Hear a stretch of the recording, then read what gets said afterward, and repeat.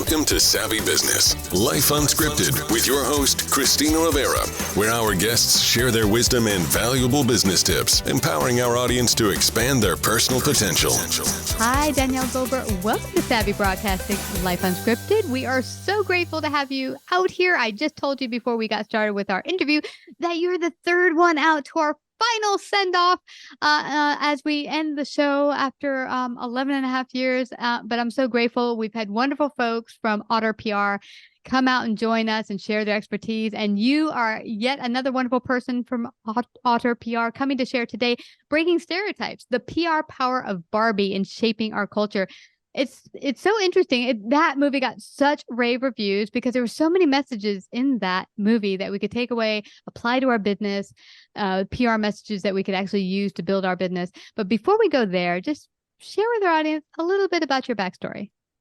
Of course. So I am a PR professional. I have been doing this for 3 years right out of college. I went to school at Rollins College in Orlando, Florida for public relations. And I've been with Otter PR ever since. I'm really excited about that and excited to talk about Barbie because I loved the toy as a girl. So I'm glad that she made a comeback as an adult. And then now she's honestly this year been a big part of my life because we have had like a ton of press just surrounding the Barbie movie. And it trickled so deeply in that we were able to angle clients into the movie and different topics about it. So I'm excited to talk about it with you today.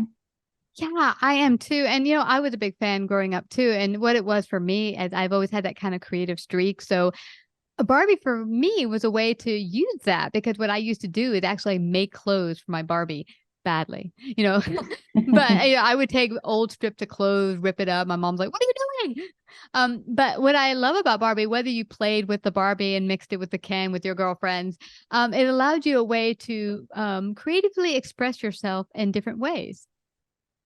Yeah, I definitely think that that's true. And just even throughout the movie, like they showed with the creative expression of the mom and different things like that. I think it's definitely a tool for that. And it is such an imaginative toy because I do think now, like kids now, I always look at them and I'm like, these toys do so much for you. Like the iPads are doing so much for you to where like we were just given an object and then we had to play Barbie and like make up a scenario in our heads and I'll be a little bit more creative. So I do appreciate that she's coming back for that too, because I do think that the next generation, they need Barbie just like we did. Yeah, they need those imaginative tools. I mean, because actually, you just go outside and have fun and mix it up and use your imagination to make up games. And now, like you're right, I see 2-year-olds in like a stroller and they just hand them an iPad. And I'm like, no, you want them to actually. Yeah. And also I found that most creativity comes from boredom, and that boredom is actually a good thing, that people kind of try to stay away from it, kind of go to social media. I'm bored. Let's go to Netflix. But actually bored is not a bad thing. Yeah, I actually, over the summer, I went to the Meltwater conference and Trevor Noah was the keynote speaker. And that was like a big note that he hit on. And because everybody's like, how'd you get so successful? How'd you do this? How'd you do that? And he was like, I was bored. Like my mom, was busy. She was working he didn't have a ton to do in his area. So he was like, so I got creative and I learned how to pivot and different things like that. So I do think that it helps to make a successful person for sure. So it is really exciting. And I hope that kids can start to play with Barbie and that the negative stereotype around her that she maybe used to have is now gone. Yeah. I mean, I remember people saying, well, that's not a natural body shape. No one, does anyone ever think even a baby doll who's all super pudgy is a natural body type? I mean, I never looked at Barbie and thought I want to be like that because there's no way you could. I mean, the way it's structured, it's a doll. And I think we all had enough sense to know that there's no way I'm going to look like my doll. But were there any takeaways you got from watching the movie that could apply to everyone working their business and doing effective PR? Yeah, so I think first of all, like I was saying before, the whole month of July was Barbie. Every single client that I could angle into some sort of Barbie topic because that's what the media was talking about. And so to just kind of capitalize on that was like the smartest thing to do.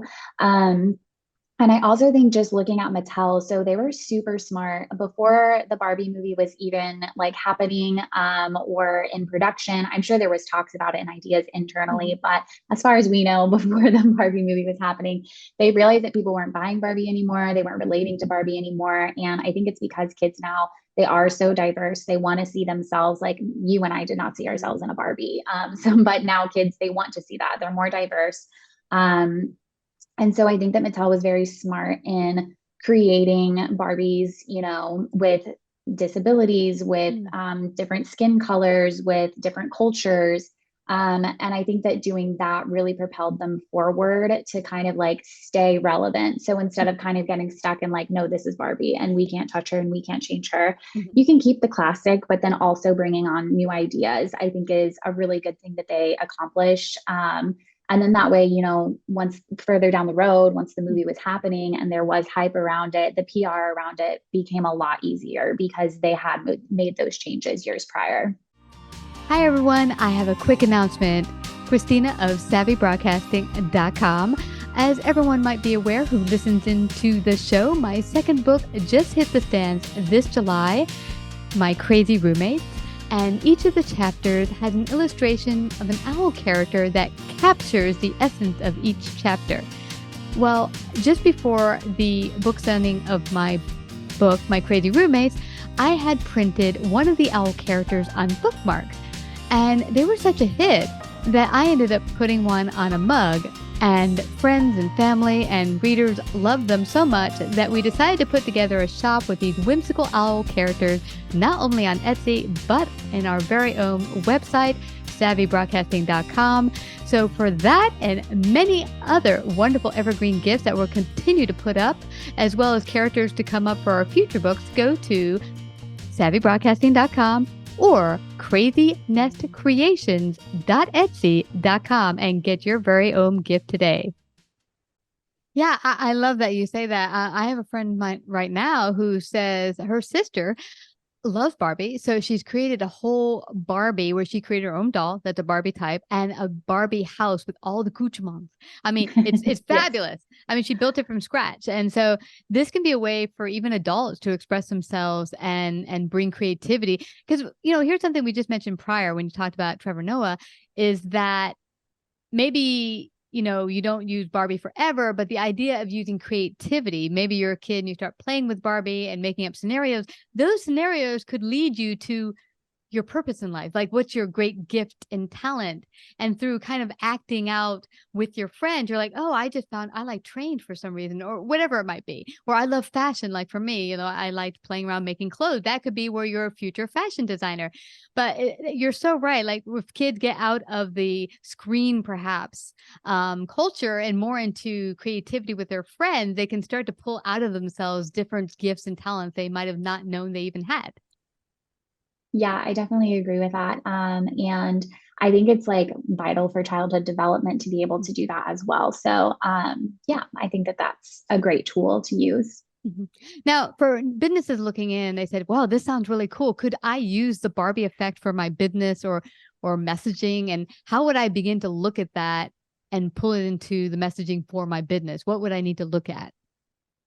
Yeah, so I think that another tactic that Mattel had was also obviously brand partnerships, which that's not going to apply to every single business. Like the big businesses that can afford the brand partnerships, Mhm. yes, of course. I think that that is a big thing. They had 165 partnerships, I believe, by the end of the whole press tour and the whole movie tour and everything like that. So obviously that's like the go-to, and if you can afford it, then I think that that's great.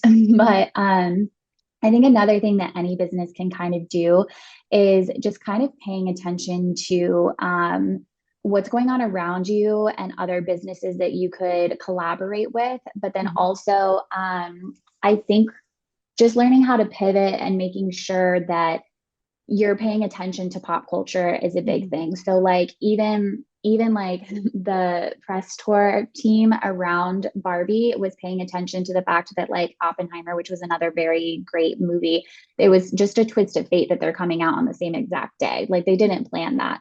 They just happened to be coming out on the same day, and they were smart enough to leverage that into like more memes, more social media buzz, and then the like stark juxtaposition between the two movies really gave them both a lot of attention. And are you going to Barbie? Or are you going to Oppenheimer? Like that whole thing.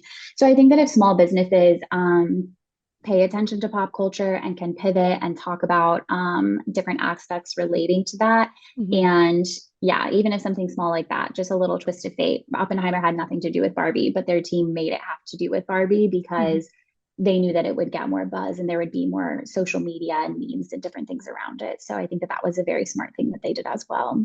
Yeah, you're really spot on when it comes to that, because I think a lot of small businesses miss the mark when they try to fit in like, well, how do I afford a budget like that? When really what you can do is, even if you go to NBC or Fox or some of the big stations, if you offer something where you can take your messaging and whatever you offer and tie it to what is going on in pop culture right now that they can use, because basically they need content. So if you can provide great content that fits the narrative that's going on right now in culture, then that will make you stand out. Like where maybe, there's a lot of talk about the gender roles and stuff like that were kind of portrayed in Barbie. Cause that's something you can talk to based on maybe a psychologist. Maybe that's something you could talk to more because that's your expertise. Things like that, seeing how what's going on in pop culture can fit your expertise or what your business is all about. Yes, we actually did do that with one of our psychologists, and she was on a TV news segment about the gender roles in Barbie and how it was like so different because basically what Greta Gerwig did a great job of was kind of doing the stereotypical male female roles and switching them. And yeah, I think that that was super impactful as a whole, but then also, just in the movie and with other PR initiatives, I think that it was a really smart thing for them to do. For you, I mean, we don't want to give any tidbits away for anyone who missed the movie. I hadn't seen it yet, but was there an aha takeaway you might have gotten from the movie particular that you think was a great life lesson? Yeah, I do think it really was the gender role thing because there was like the aha America Ferrera, she gives her big speech, and that was like a really great moment in the movie. But I think the more subtle part of it that Greta Gerwig is one of my favorite directors, so I love her. So I think one of the like more subtle things that she did that I really appreciated was that she was showing Ken as being like super desperate for Barbie's attention. His whole world revolved around Barbie, and all of these different things. And while she did kind of make it more explosive, more dramatic that he felt this way. That trope is in a lot of movies. It's always the girl going after the guy. It's always the girl centered around the guy. What's the guy doing? He's the focus, he's the lead, and you're just like the girl or the girlfriend. So I think switching that and making it kind of more dramatized, that Barbie was just like fully ignoring Ken and different things like that may not happen in every movie or in every real life relationship, hopefully not.